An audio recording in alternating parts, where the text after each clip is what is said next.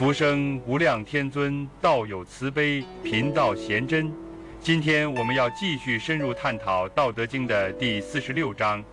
还劳请诸位道友多多点赞和分享，一念随喜，功德无量。老子在这一小章里留下了极为深刻的3个判断：一是天下有道时，战马也能用来拉粪车；二是天下无道时，战马却奔腾在边郊；三是最大之祸是不知足，最大的救是贪求。最后他又轻描淡写地说：知足知足，常足矣。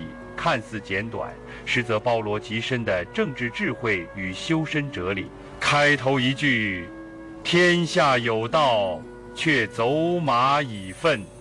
这里所说的有道，不是政令清明，也不是政策高效，而是整个社会运行的基础，遵循自然、简约、适度、内敛之道。不是用强力去压制纷争，也不是靠一纸法令来维护秩序，而是顺应天道，引导人性，使得社会各个层面自然地归于安稳。走马以粪，这是一个充满象征意味的画面。走马即快马，在古代是用于战争或快速传令的象征，而以粪是最卑微、最日常、最务实的用途。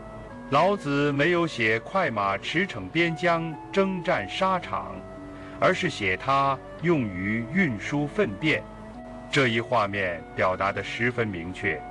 在一个真正有道的社会里，所有资源，包括最强大的能力、最锋利的工具，都会被导向服务生活、滋养土地，回归根本。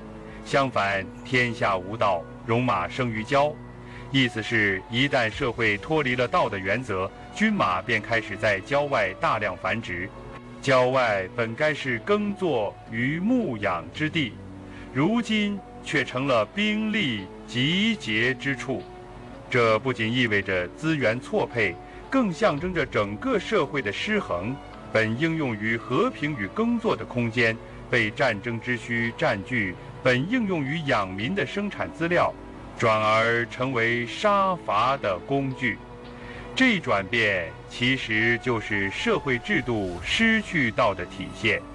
当一个国家、一个政体不再以内在德性、节制原则、人民之利为首要考量，而将注意力全部集中在扩张权力、维持统治、积累财富之上，就不可避免地走向军事化，向着征伐斗争、零和的方向发展。我们可以用这个视角回头审视现实中的社会制度。在很多看似先进、发达的社会中，如果我们从宏观角度去分析资源分配结构，会惊讶地发现，巨额财富不是用于教育与医疗，而是用于维稳与军工。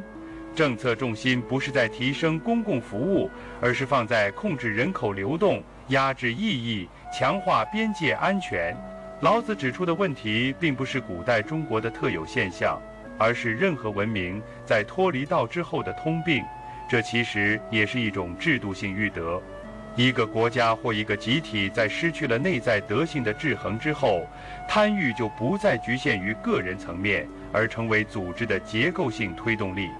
于是国家的欲得便表现为对他国的资源、市场、影响力的不断追求，组织的欲得则体现为对员工时间、劳动力、情绪、创造力的无止境压榨。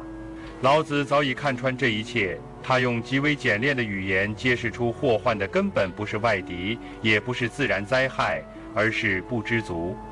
人们之所以争夺、扩张、对立，是因为内心有着无止境的欲得，而这种欲一旦没有被道义约束住，便会不断自我膨胀，最终吞噬理性、道德与和平。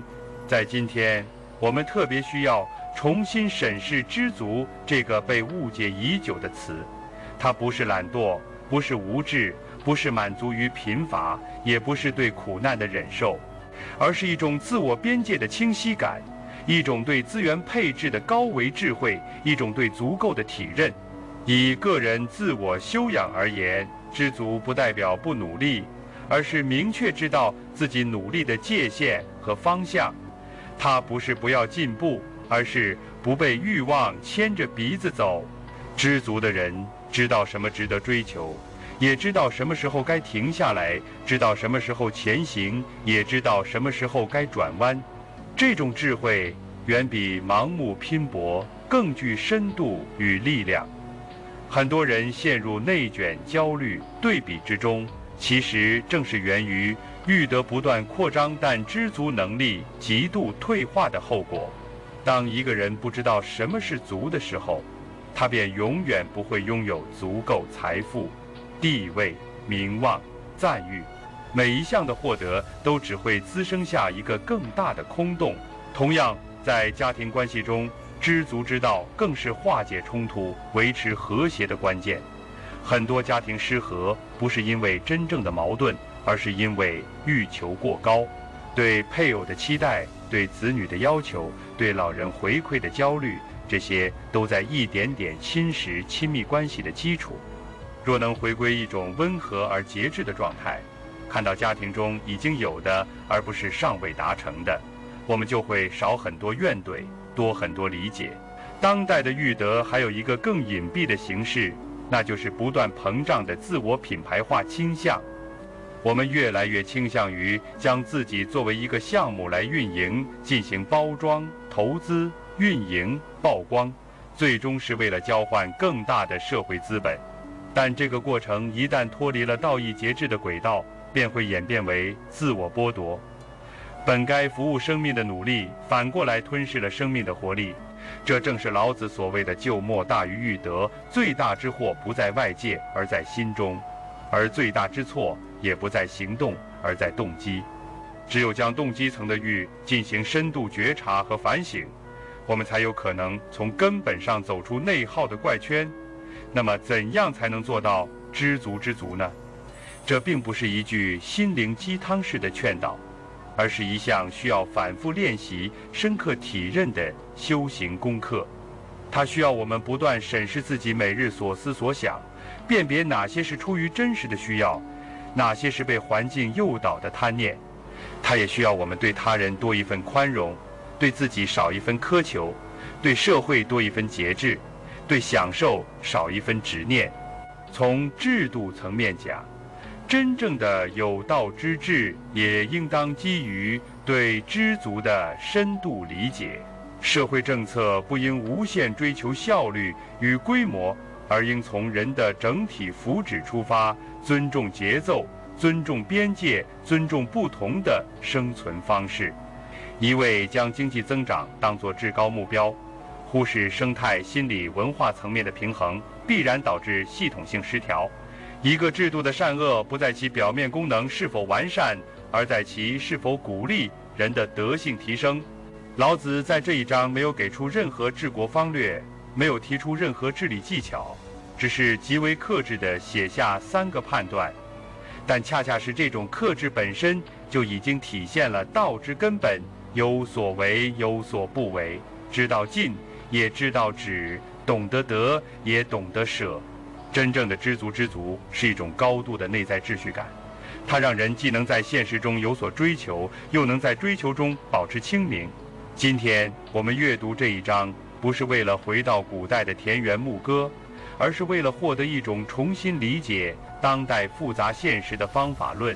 在物欲横流、制度纷扰、人心惶惶的时代，若不能从根本上理解知足的价值，我们就永远无法摆脱戎马生于郊的命运。